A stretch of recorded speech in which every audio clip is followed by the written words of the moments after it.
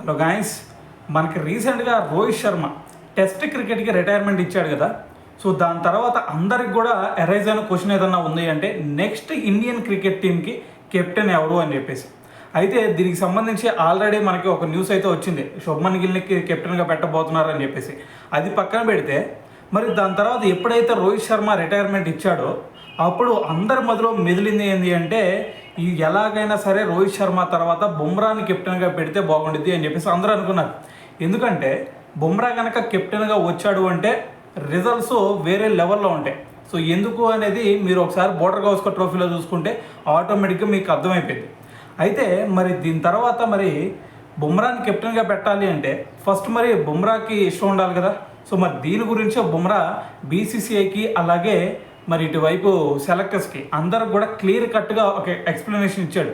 So ఒకటి గుర్తుపెట్టుకోండి, నేను కనుక కెప్టెన్గా చేశాను అంటే ఇటువైపు వర్క్ లోడ్ పెరిగిద్ది, ఇంకో పక్కన నాకు అసలే ఇంజురీస్ అవుతున్నాయి.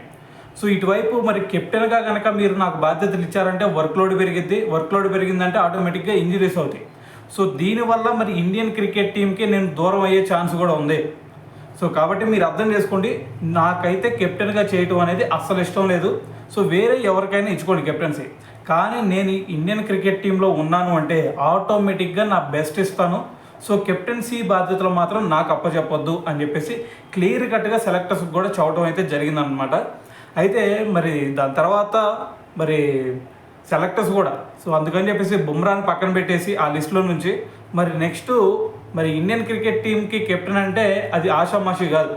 సో అందుకని చెప్పేసి ఒక యంగ్స్టర్ దాని తర్వాత ఒక మంచి స్కిల్ సెట్ ఉన్న శుభ్మన్ గిల్ని పెట్టాలి అని చెప్పేసి మరి సెలెక్టర్స్ కూడా డిసైడ్ అయినట్టయితే కనిపిస్తూ ఉంది.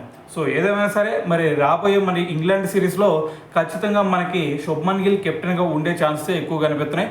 సో ఏదేమైనా సరే దీని గురించి మనకి 23rd or 24th సో మరి దీని గురించి అయితే ఒక క్లియర్ కట్గా ఒక క్లారిటీ అయితే ఇస్తారనమాట.